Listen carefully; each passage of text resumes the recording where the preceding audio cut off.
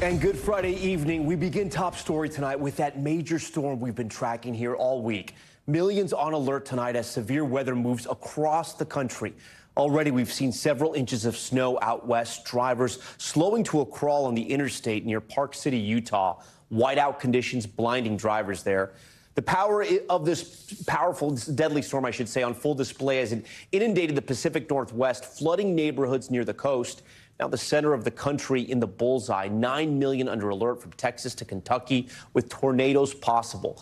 The system expected to pummel the East Coast, bringing heavy rains, damaging winds, and snow to some areas. So I want to get right over to meteorologist Bill Cairns joining us live in studio here. Bill, walk us through what we should expect throughout the week and going into next week. Yeah, it's a dangerous storm, so it's important that everyone knows the timing of when the worst of the weather is going to be heading through your area. Not seeing too bad right now. We got light snow breaking out in Colorado, Denver. You're also going to have some light snow tonight. There's some light snow and slippery travel in North Dakota. But the really dangerous stuff will start Saturday afternoon. This is when the storm begins to intensify, and we'll watch these thunderstorms popping up. Isolated tornadoes are possible. And we're going anywhere from just outside of Houston, right through Louisiana, northern Mississippi, and up towards Memphis and Nashville. We have about 9 million people in this slight risk of severe weather. It's not going to be widespread, but again, it only takes one tornado to make a miserable weekend for wherever that hits. So this will be, again, 6 p.m. Those storms will be near Nashville and down through Mississippi. Then we take the storm to the East Coast. It gets even stronger, and this is just widespread, heavy rain, gusty winds all the way from the Carolinas to Maine. And in between, that's where we're going to worry about flooding. We now have 40 million people included in flood watches, including all of Philadelphia, New York City, and right through the heart of New England. Many areas will get at least 1 to 3 inches of rain. Isolated could get up to 4 to 5 inches of rain. And the airports, you do not want to be at them Sunday evening. It's going to be pouring rain and very gusty winds. We're going to have considerable cancellations and delays as we go throughout Sunday afternoon, Sunday evening, and even into Monday morning as this storm system's over Boston. The winds are really going to whip, especially Monday morning, 60 to 70 mile per hour wind gusts for coastal locations. So, Tom, we will be talking about even power outages come Monday morning, too. Okay, Bill, I know you'll stay on top of it throughout the week. And now to our other major headline tonight. First reported last night here on Top Story. The president's son, Hunter Biden, hit with new tax charges in the special counsel's investigation. Prosecutors saying that instead of paying his taxes, Hunter spent millions on an extravagant lifestyle, including escorts and drugs. Ryan Nobles has the latest on the charges and the fiery response from Hunter's legal team.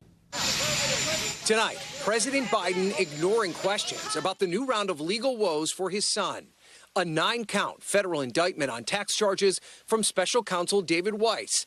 Hunter Biden facing the possibility of 17 years in prison. The 56-page indictment saying he failed to pay at least $1.4 million in taxes from 2016 to 2019. Spending millions of dollars on an extravagant lifestyle rather than paying his tax bills, including on drugs, escorts, and girlfriends, such as $683,000 on payments to various women, close to $400,000 on clothes, and $188,000 on adult entertainment. Hunter Biden said he was battling addiction, his attorney saying he paid back the taxes and the charges should not have been brought. So if his name wasn't Hunter Biden, this would not have happened. It comes after Weiss's original plea deal for Hunter Biden, which would have allowed him to avoid prison time, fell apart under a judge's scrutiny. The growing accusations against Hunter Biden come as the GOP is investigating the finances of the Biden family, including the president, with more Republicans favoring the impeachment inquiry already underway. I will support it when it comes to the floor, likely next week. President Biden has repeatedly denied that he spoke to Hunter about his foreign business dealings. I have never discussed with my son or my brother or anyone else anything having to do with their businesses. A former Hunter Biden partner told Congress President Biden spoke to their business associates at least 20 times. The president was pressed about it this week. I did not, and it's just a bunch of lies. Okay, Ryan Nobles joins us now live from Capitol Hill tonight. So, Ryan, does this new indictment change the calibration of what these congressional Republicans are trying to do with their investigations? It certainly does, Tom, and the biggest reason being is that, you know, there is a group of Republicans that would vote for articles of impeachment tomorrow, but not enough to make that happen. And for that group of moderate Republicans that are a little concerned that this impeachment inquiry is moving too fast, the salacious allegations in this indictment, even though Joe Biden's name is never mentioned, gives them the cover in their districts to say, we need to investigate this even more just to make sure that the president is not involved. That's why I think it's pretty clear next week when they come back, they will vote to authorize that impeachment inquiry. Yeah, Ryan, so could you actually walk our viewers through that timeline and what we think that's going to look like, as we are approaching the holidays as well?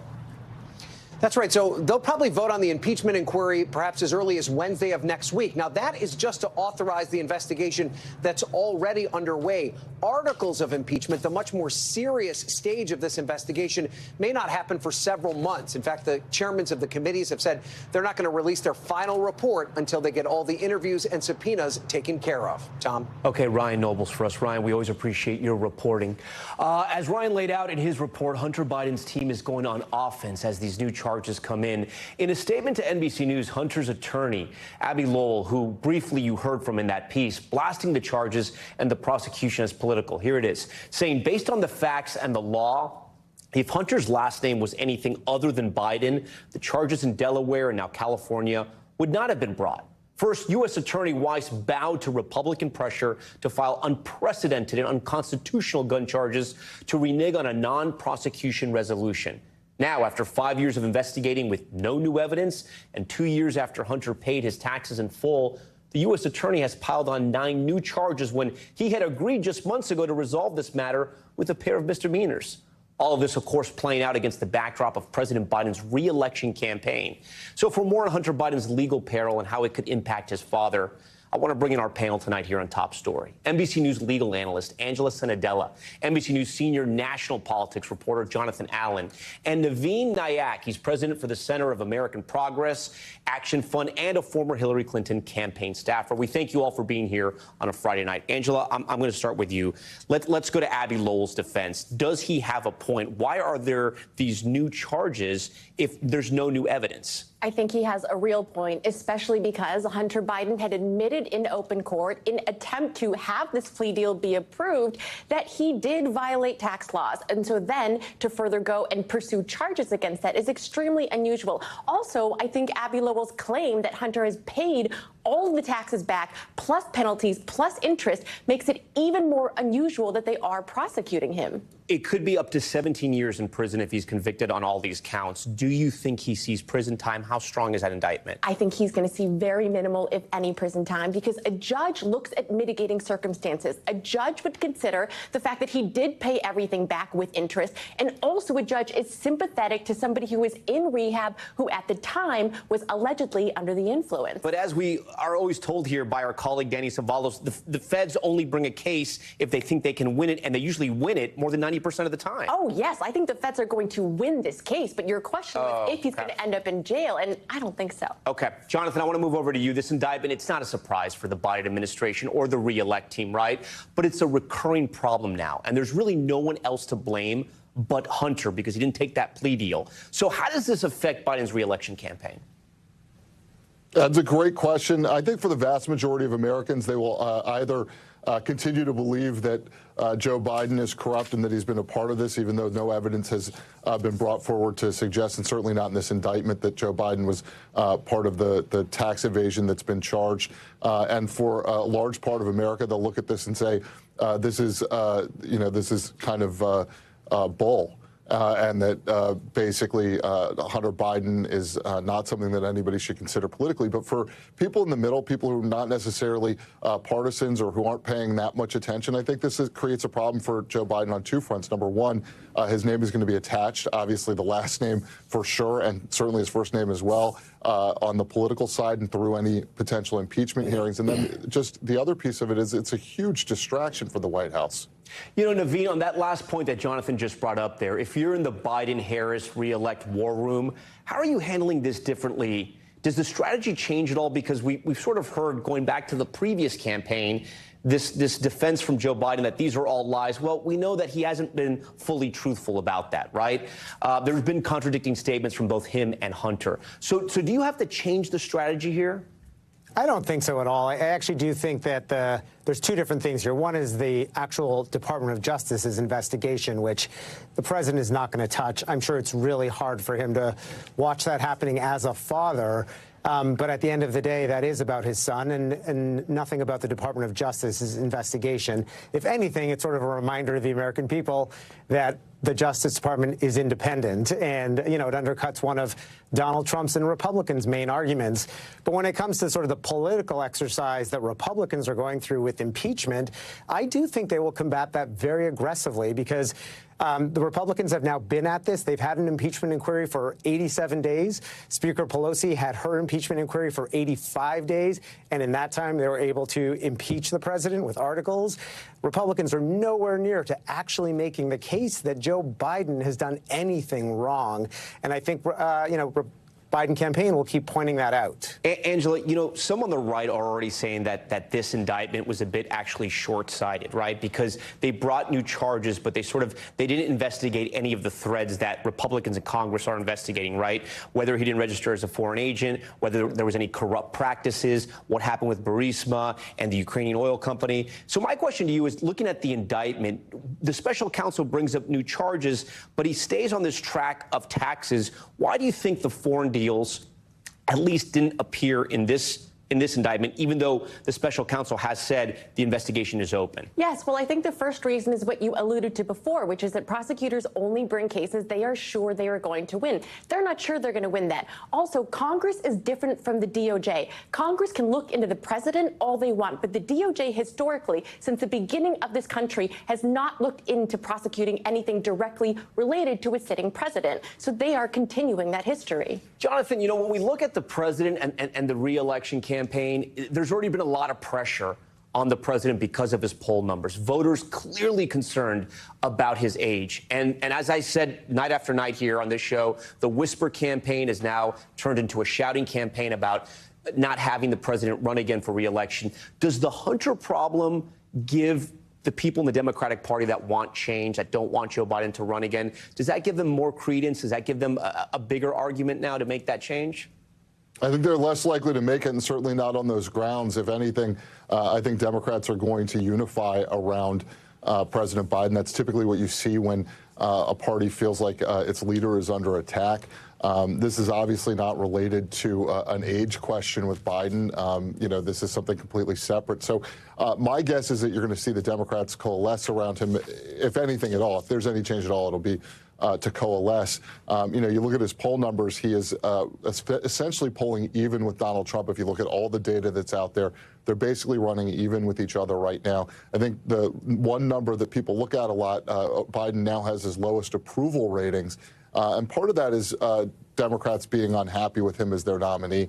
And I think that, you know, the big struggle for the White House is going to be, and the Biden campaign is going to be, to try to bring back those Democrats that are already upset with him because they don't like his policies, some of them about his policy in the Middle East, some of them about some of his policies regarding the economy. But, you know, I think that this issue is not one that is going to split Democrats away from him. Naveen, you think it's a smart strategy for Hunter to be aggressive and go on the offense, at least during this round? He had sort of been quiet during the last campaign with the allegations against him. But once the plea deal fell apart, we have seen him write an op-ed. We've seen Abby Lowell go out, do interviews. We've seen him being very vocal on why he says this is political. Do you think that's smart on their part?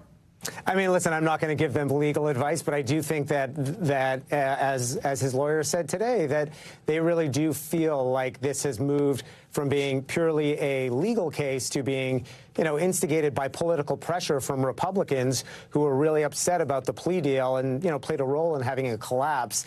And so it's not surprising to me that he's going to sort of fight for his client as a lawyer and that Hunter Biden's going to try to defend himself. And I can't speak to the wisdom of that in terms of his own legal, you know, opportunities. Yeah, no, and I'm going to ask Angela about that. Angela, this is almost like right out of the Trump playbook, right? Get aggressive, say it's politics. It's what we've been hearing from the former president all year. Do you think this is a smart legal strategy? Yeah, but I want to be clear. What Abby Lowell is saying publicly could be very different what he's saying to prosecutors. And the fact that he has said on Monday he's going to be filing a slew of motions makes me feel that over the weekend he's going to be trying to negotiate with those prosecutors potentially for a new plea deal. So he can go go on the offensive publicly, but the prosecutors still say, look, it would be in all of our best interests to negotiate something.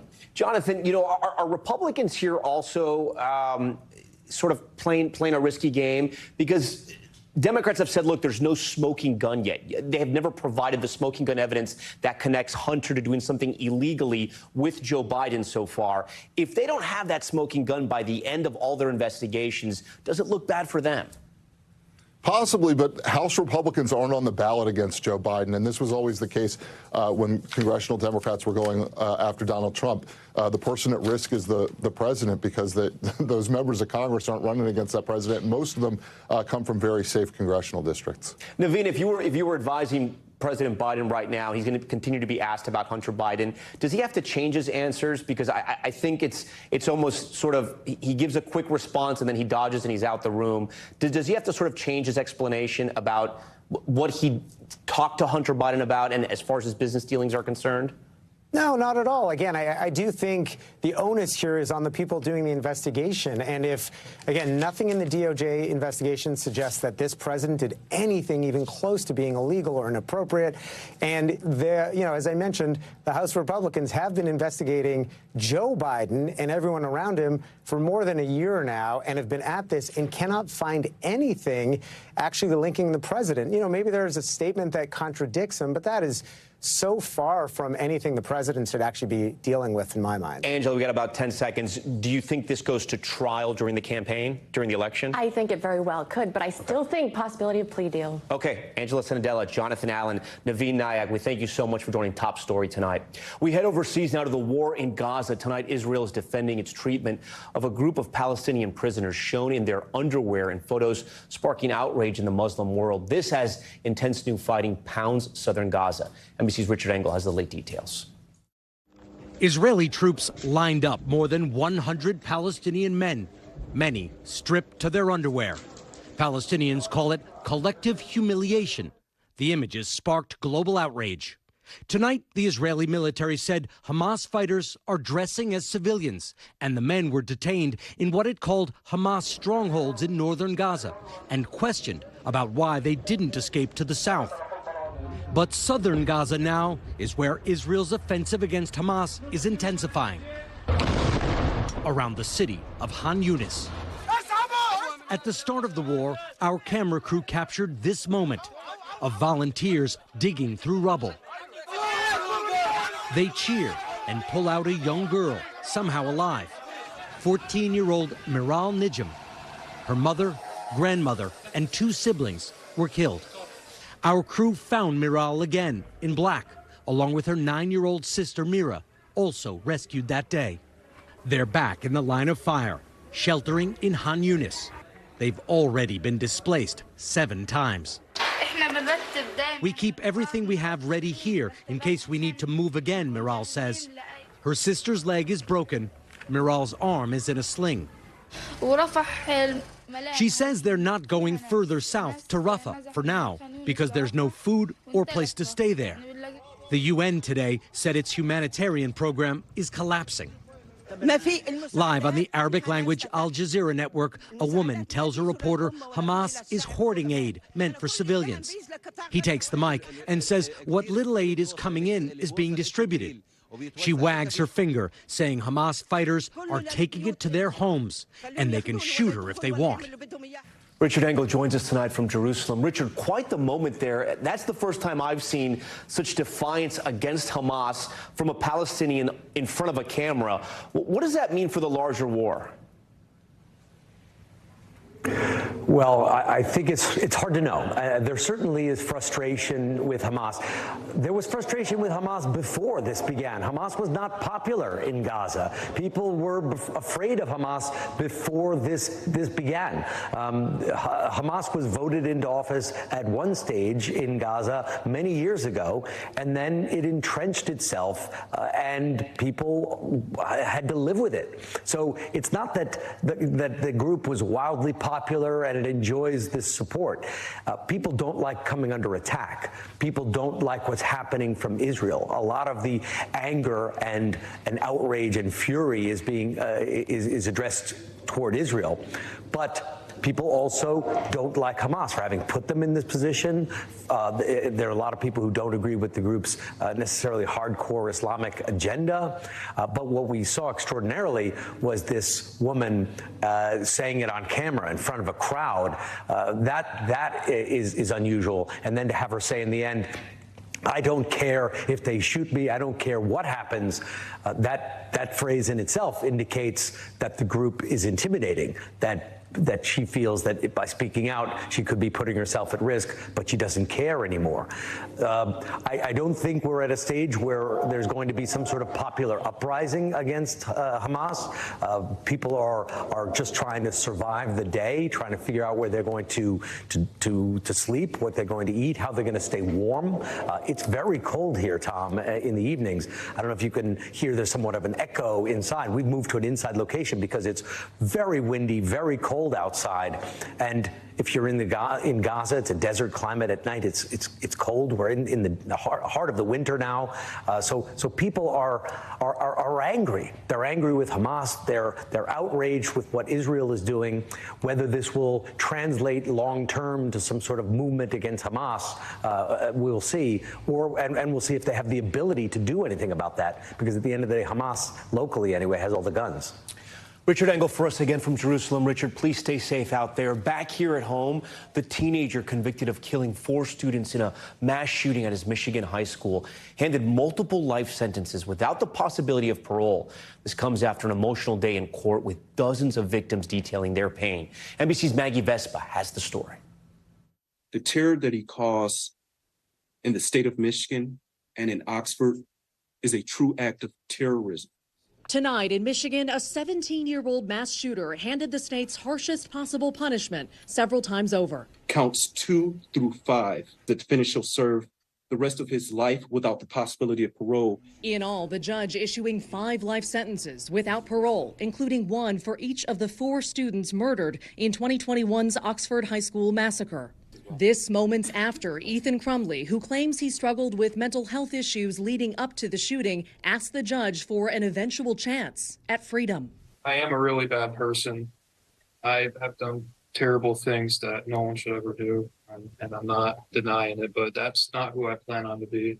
The court instead heeding the calls of dozens of families and victims. Nicole Beausoleil remembers denying her daughter Madison died until the medical examiner showed her the body. I looked through the glass. My scream should have shattered it. My daughter's lifeless body was laying on a cold metal gurney. Reina St. Juliana lost her little sister Hannah. The two had hoped to play lacrosse together. Instead of speaking at her wedding, I spoke at her funeral. Instead of fishtailing her hair for a game, I curled her hair in a casket. Kylie Osage was one of 7 wounded. A bullet grazed her spine. It has been 738 days of constant physical and mental pain. Some argued life in prison isn't enough. So in lieu of execution, I'm going to ask you to lock this son of a up for the rest of his pathetic life. Tonight, families surprised by a murderer's last-minute plea are moving forward. It was a very unanimous feeling that it was insincere. We feel that justice is getting there.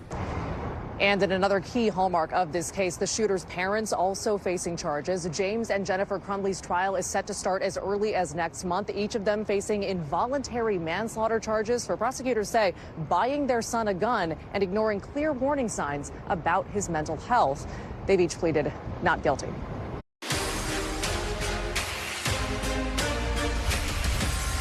All right, back now with Top Stories newsfeed, and we begin with an arson attempt on Martin Luther King Jr.'s birthplace in Atlanta. Video from a bystander shows a woman dousing the front of the historic house with gasoline. The home was closed for rehab work at the time.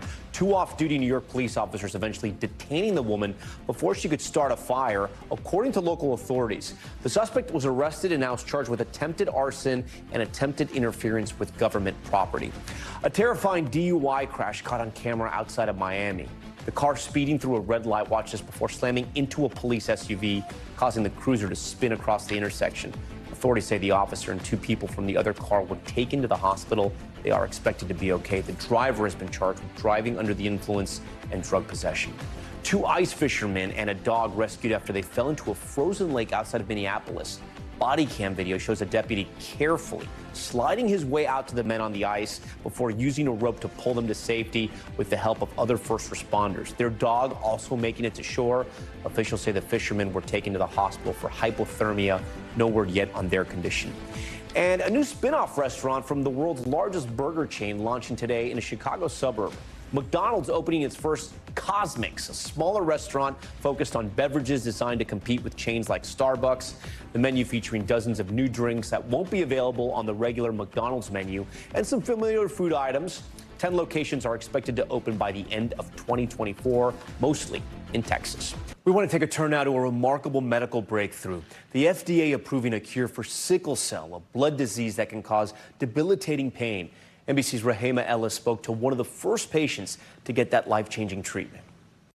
The medical breakthrough focuses attention on a long-overlooked genetic disorder affecting mostly African Americans suffering from an excruciatingly painful disease, sickle cell. The treatment, called Casgevy, is the first FDA-approved medical use of the gene editing tool CRISPR, and the beginning of a new era in medicine using this technology. It modifies the DNA in a patient's own stem cells so they no longer produce sickle cells, which can cause health complications and can lead to an early death.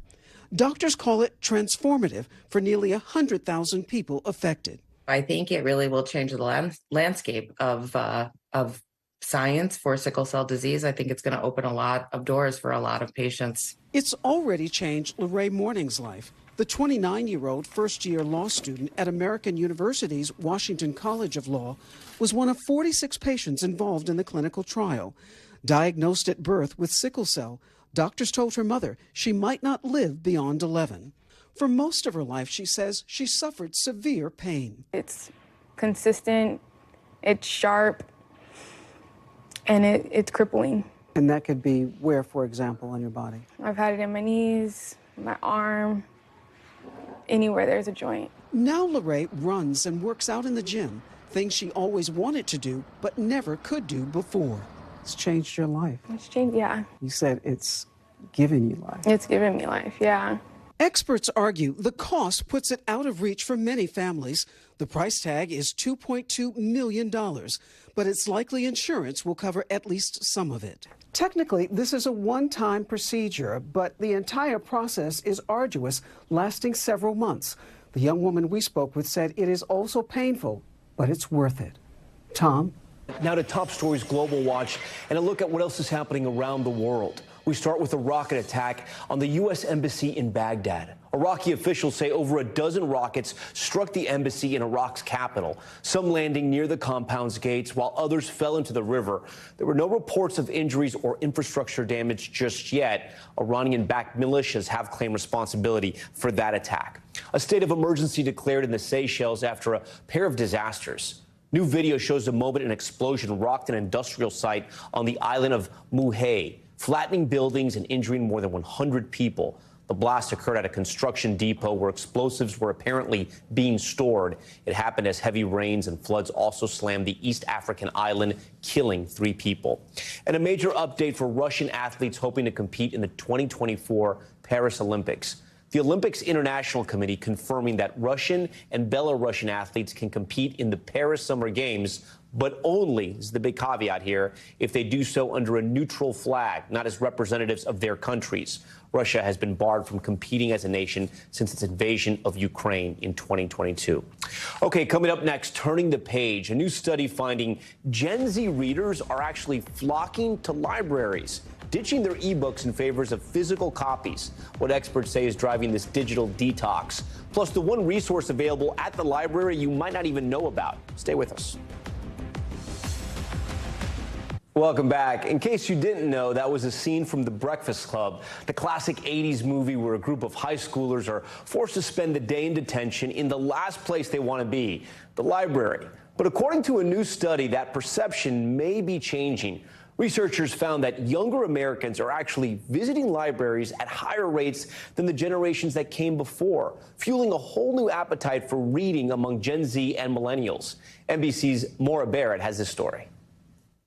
In the quiet corners of libraries across the country, a reading renaissance led by younger generations is underway.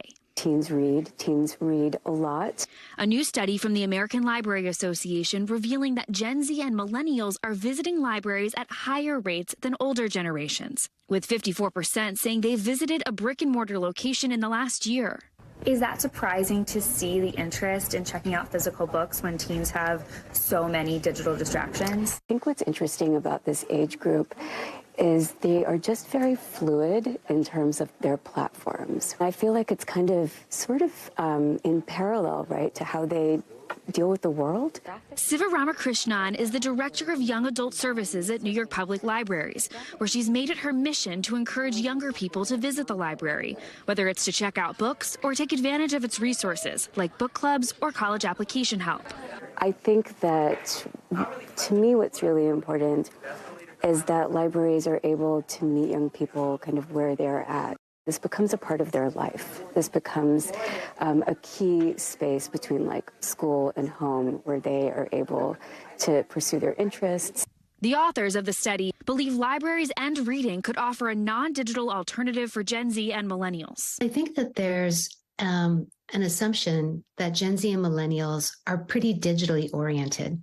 What our study found is that, in fact, they love printed books. They love going to libraries. So we wonder whether printed books and libraries might be a digital detox for them.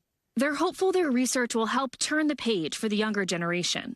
There's been a narrative around, oh, maybe Gen Z and millennials aren't reading as much or aren't going to the library, which just isn't true. This Gen Z-led book club, Village Fairy, started on TikTok, where the founders set out to prove that point while also building community. I personally love like a physical copy of a book after you've been on the phone all day or your computer. It's fun to have something that is not looking at a screen and something to bring along with you on a trip. New to New York, Ellie McCoy and Isabella Harrison started their club in search of friends that shared their love of reading. Can be really daunting moving here. I think having like a solid group of friends around you can just change your experience completely. And so that's kind of been, I don't know, the most important and like our North Star in all of this. A new chapter of friendship, all thanks to sharing a physical book. Maura Barrett joins us now in studio. So, Maura, it's so great to see Gen Z and this younger generation wanting to have a digital detox. Did the people you talked to, did they tell you, give you other reasons why they wanted to go to a library and actually hold a physical book? Well, I think we can all understand we're all on our screens so much. It's really nice just to give your eyes a break. But another point that Isabella brought up actually with the Village Fairy Book Club, she said it all started with a book swap because they were trying to save money, swapping books back and forth. But there's also a sustainability aspect, too. When you go to the library, when you're not buying new books, not necessarily printing more books, there's this green element that they're more in tune with. And research has showed that Gen Z is paying more attention to the climate crisis and how they can help with sustainability. Definitely more in tune with that. You know, I'm a huge fan of Libby, which is like the app that you can check out library books on. It's so easy. It is digital, obviously. Is that becoming popular with this generation as well? Absolutely, because remember, this is the younger generation. They're trying to save costs wherever they can, too. That's another reason to go to the library. But what's great about Libby, it's a free app that has relationships with over 20,000 libraries across the country. Earlier this year, they cited 1 billion downloads. And so you can go out, check an ebook out from your library if they have it available, and even download it to use it offline. And so it's this on-the-go mobile situation that these people can use and still access their books on the go. Use it all the time. All you need is a library card. And that does it for us tonight. We thank you so much for watching Top Story all week. I'm Tom Llamas in New York. Stay right there. More news on the way. Thanks for watching. Stay updated about breaking news and top stories on the NBC News app or follow us on social media.